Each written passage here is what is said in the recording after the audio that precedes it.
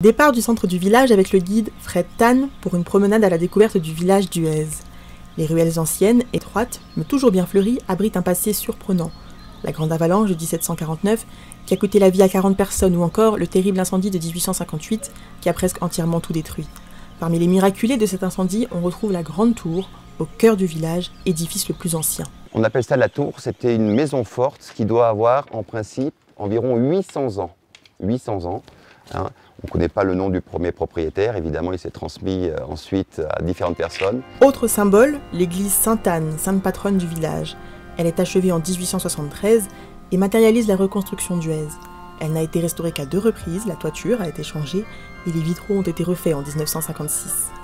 Pour les villageois de l'époque, l'église tient une place primordiale et symbolise le rassemblement. La visite est d'ailleurs l'occasion d'en apprendre plus sur la vie des habitants. Voilà la vie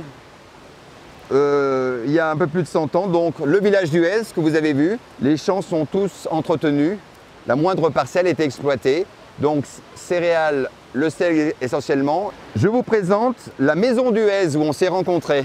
C'était donc l'hôtel des Grandes Rousses au début du XXe siècle, maison d'Huez qui a fonctionné. Il faut savoir que dans les Alpes, au départ, c'était plus un tourisme estival qu'hivernal.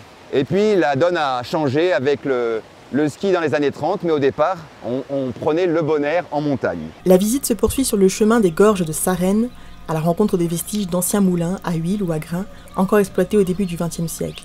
Grâce à la rivière, on fabriquait ici le pain. En Oisans, on sait l'eau est très présente, c'est capital, on le voit encore aujourd'hui, par exemple pour l'électricité, mais à l'époque aussi c'était très vital pour la survie, non seulement bien sûr pour les animaux, mais pour les hommes, et également pour les moulins. On est une des régions de France avec le plus de moulins. Pourquoi? Parce qu'on a des rivières et de l'eau un peu partout. Donc à chaque fois qu'un village s'installait, presque, il y avait un moulin.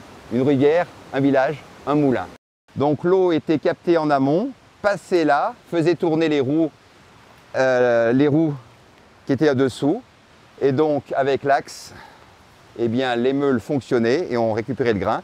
Et l'eau ensuite repartait, voyez, en bas. Mais les hivers sont synonymes d'inactivité forcée. Émergent alors les colporteurs de Loisan, des marchands ambulants. Chaque commune a sa spécialité. Chaque village s'est un peu spécialisé au fil des siècles.